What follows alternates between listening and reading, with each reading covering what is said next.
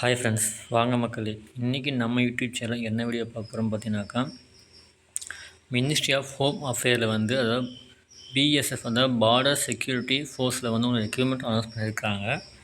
என்ன ரெக்ரூட்மெண்ட் பார்த்தீங்கன்னாக்கா, male and female 2 பேருமே அப்ளை பண்ணலாம் இருக்கு நீங்கள். ஸோ மொத்தமாக பார்த்தீங்கன்னாக்கா உங்களுக்கு 3558 வேகன்சி கொடுத்துருக்காங்க. அதாவது 3588 வேகன்சி கொடுத்துருக்காங்க. இது வந்து பார்த்தீங்கன்னாக்கா 3406 வேகன்சி மேல் கேண்டிடேட்டும் 182 வேகன்சி வந்து ஃபீமேல் கேண்டிடேட்டும் ஃபில் பண்ணுறாங்க.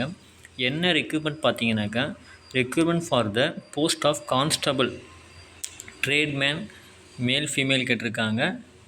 சரிங்களா? ஸோ அதுக்காக அப்ளிகேஷன் அனௌன்ஸ் பண்ணியிருக்காங்க. ஸோ அதுக்கான சம்பளம் பார்த்தீங்கன்னாக்கா உங்களுக்கு 21,000 ஸ்டார்ட் ஆகுது. உங்களுக்கு 21,700 ஸ்டார்ட் ஆகுது உங்களுக்கு. ஸோ அதுக்கு தகுந்த மாதிரி நீங்கள் வந்து யாரெல்லாம் எலிஜிபிளோ கண்டிப்பாக அப்ளை பண்ணி யூஸ் பண்ணிக்கிறாங்க நீங்கள். ஸோ அதுக்கான அப்ளிகேஷன் பார்த்தீங்கன்னா டோட்டலாகவே ஆன்லைனில் தான் கொடுத்துருக்காங்க. ஸோ அதுக்காக நீங்கள் டாக்குமெண்ட்ஸ் எல்லாமே வந்து பார்த்தா ஆன்லைனில் ஃபில் பண்ணுற மாதிரி இருக்கும். நீங்கள் அதுக்கு தகுந்த மாதிரி அப்ளை பண்ணிக்கலாம். ஸோ நெக்ஸ்ட்டு பார்த்தீங்கன்னாக்கா,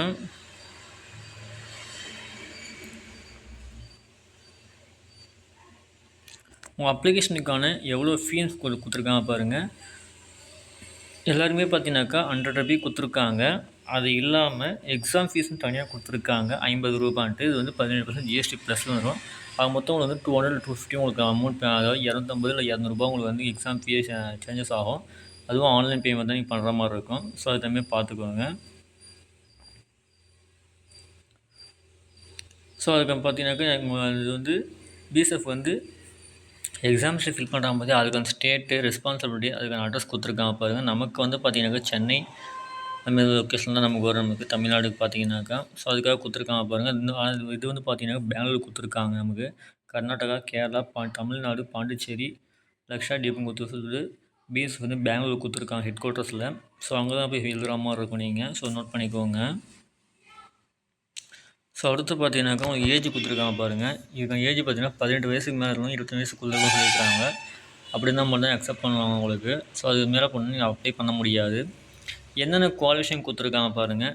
for trade constable carpenter constable plumber கேட்குறாங்க, கான்ஸ்டபிள் பெயிண்டர் கேட்குறாங்க, கான்ஸ்டபிள் எலக்ட்ரிஷியன் கேட்குறாங்க, constable pump operator, constable upholster கேட்குறாங்க. இதுதான் இந்த குவாலிஃபிகேஷன் பார்த்தீங்கன்னா மெட்ரிகுலேஷன் போர்டு எக்ஸாம் பாஸ் ஆகிருக்கணும். சரிங்களா? ஸோ அதை வந்து பார்த்தீங்கன்னா ஐடிஐ, அதாவது 12th ஐடிஐ முடிச்சிருக்கணும். நீங்கள் 1 year கோர்ஸ் முடிச்சிருந்தீங்கன்னா கண்டிப்பாக அப்ளை பண்ணலாம், யூஸ் பண்ணிக்கலாம் நீங்கள். அதே பார்த்தீங்கன்னா ஃபார் ட்ரேட்ஸ் வந்து constable cobbler, constable tailor, constable washerman, constable barber, constable sweeper, constable கோச்சிஸே அந்த மாதிரி படிச்சிருக்கீங்கனாக்கா அதுக்கு வந்து அதுக்கு தகுந்த டிகிரி முடிச்சு, அதாவது அதுக்கு தகுந்த மாதிரி 12th முடிச்சிருந்தாலும் சரி, இல்லை அது ட்ரேடுக்கான ப்ரொஃபஷன் நீங்கள் முடிச்சிருந்தாலும் சரி, இல்லை ரெக்ரூட்மெண்ட் போர்டு அதுக்கு தகுந்த மாதிரி ட்ரேட் முடிச்சிருந்தீங்கன்னா சரி கண்டிப்பாக அப்ளை பண்ணலாம். அடுத்து பார்த்தீங்கன்னாக்கா கான்ஸ்டபிள் குக்கு, கான்ஸ்டபிள் வாட்டர் கேரியர், கான்ஸ்டபிள் வெயிட்டர்னு கொடுத்துருக்காங்க. அதுக்கு தகுந்த வந்து ஒரு 12th முடிச்சிருக்கலாமோ இல்லை NSQF அதாவது நேஷ்னல் ஸ்கில்ஸ் குவாலிஃபிகேஷன் ஃப்ரேம் ஒர்க்கும் கொடுக்குறாங்க. ஸோ அதில் நீங்கள் ஸ்கில் முடிச்சிருந்தீங்கனாலும் கண்டிப்பாக அப்ளை பண்ணி யூஸ் பண்ணிக்கலாம் நீங்கள். ஸோ அதுக்கான தகுதி பார்த்தீங்கன்னா 10% ஓகே, 12% ஓகே. ஸோ அதை கொடுத்துருக்காங்க டேரெக்டாக. ஸோ அதுக்கு பார்த்தீங்கன்னா ஃபிசிக்கல் டேமேஜ்லாம் கொடுத்துருக்காங்க பாருங்கள். அதாவது மேலுக்கு எவ்வளோ வேணும், ஃபீமேலுக்கு எவ்வளோ வேணும் அப்படின்ற மாதிரி கொடுத்துருக்காங்க. அதாவது ஹைட்டு, வெயிட்டு, செஸ்ட்டு எல்லாமே கொடுத்துருக்காங்க பாருங்கள். ஸோ அதை பேஸ் பண்ணி தான் எல்லாமே கண்டிப்பாக ஃபில் பண்ணுவாங்க அப்ளிகேஷன்ஸை வந்து, போஸ்டிங்ஸ் வந்து. ஸோ அதுக்கு தகுந்த மாதிரி வந்து ஃபில் பண்ணிங்க. நெக்ஸ்ட் வந்து மெடிக்கல் சர்டிஃபிகேட்லாம் கேட்குறாங்க, மெடிக்கல் சர்டிஃபிகேட் கம்பல்சரி கேட்குறாங்க, மெடிக்கல் ஃபிட்னஸ் சர்டிஃபிகேட் கம்பல்சரி கேட்குறாங்க. ஸோ அதுக்கு தகுந்த மாதிரி நீங்கள் வந்து இது பண்ணுற மாதிரி இருக்கும், நோட் பண்ணிக்கோங்க. ஸோ அடுத்து பார்த்தீங்கன்னாக்கா ஜென்ரல் அவேர்னஸ் கொடுத்துருக்காங்க. அதாவது எக்ஸாமினேஷன் என்னென்ன examination, second phase examination, first face examination எல்லாமே கொடுத்துருக்காங்க. சரிங்களா?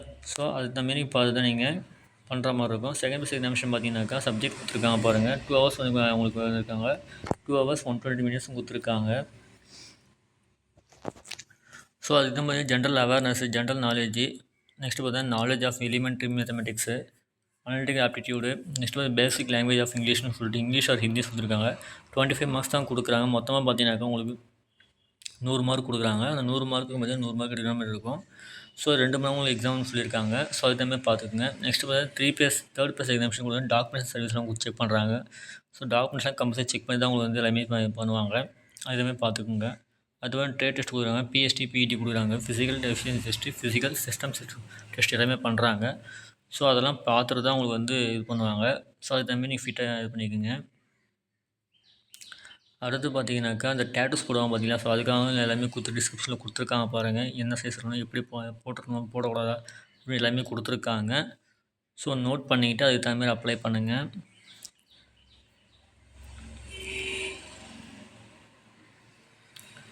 அடுத்து பார்த்தீங்கன்னா உங்களுக்கு last date how to update last date கொடுத்துருக்காங்க பாருங்கள்.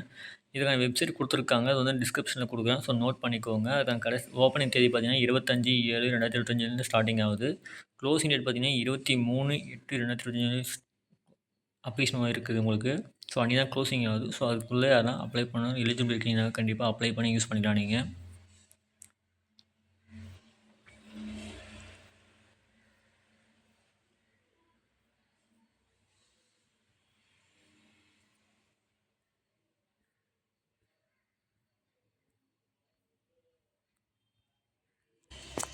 ஸோ அவ்வளோதான் ஃப்ரெண்ட்ஸ்.